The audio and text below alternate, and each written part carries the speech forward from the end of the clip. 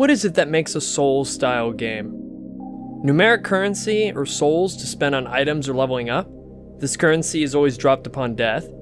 Reaction-based combat, usually dependent on dodging enemy attacks, parrying, and counterattacking when vulnerable. Odd, quirky characters that laugh at your idea of changing the world.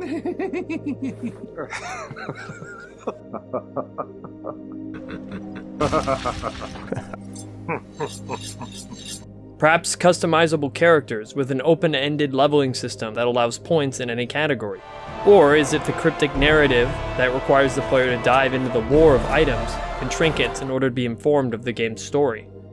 At what point is a game complete plagiarization or just vastly influenced from the original IP they love? Several Souls-like games have released throughout the years. Some titles come across as totally unoriginal and devoid of any creativity whatsoever. Others focus on a trope or niche mechanic to interest people. It could be guns, named story-driven characters, martial arts, futuristic with mech arms, and the list goes on. Mortal Shell, one of the newest games to come out this year, just released its beta. The devs quickly told people the game is fully inspired by Dark Souls, but inspiration and lack of originality are very different. The way your armor looks, holding your sword over your shoulder, the loading screens, dark, ominous, rundown worldscape. Is this even a standalone title or a fan attempt at Dark Souls 4? After playing the game for a while, I started to notice the game's more unique elements though. Instead of a character you invent, you act as some type of ethereal being, able to possess the bodies of people who have fallen in this world. It's pointed us toward the temple. Shunned by the devout, their allegiances lie to those who are fatah, or spirits. There's a specific total of unique bodies or shells you possess, with each having different skills to unlock.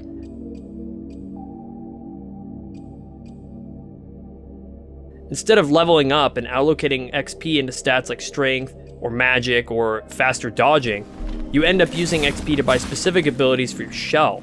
The shells themselves have different stats by default: faster movement speed, and a higher stamina pool, or more armor and health for another character. The warrior I'm playing as here has a slower dodge and doesn't go as far, whereas the rogue-like shell has a much better dodge where you disappear into a smoke cloud, enhancing your ability to dodge even easier. Another interesting mechanic is the Harden. This makes you completely immune to all damage, and can even be done while attacking. With no blocking, this is the only way to mitigate damage, aside from dodging. This adds a layer of safety when you overstay your attack on an enemy, or need to block an especially deadly attack. Another aspect I enjoy is the learning of items. You and your character have no idea what anything you pick up does, unless you use it a certain amount of times. This experimentation could heal, or maybe even poison you. It could waste a buff or item that you maybe want to plan to use later, but you won't know what anything does unless you're actively using these items and trying them out. They want you to find out the hard way what these items can do, and that's pretty interesting. The most unique aspect of the game is when you die, you're ejected from your shell. This puts you into your fragile, smooth boy form, where you get one hit until you can re-inhabit your shell. You can do this once per death cycle, but it gives you a second chance in case you screw up or die to a cheap explosion. After beating the beta, I can tell you the game's definitely okay, and I look forward to seeing how it improves at launch. The game is only $30, which is a statement alone based on how good looking the title is. This may come off a little too Souls-like at first look, but it ends up being a fun time to its own merit.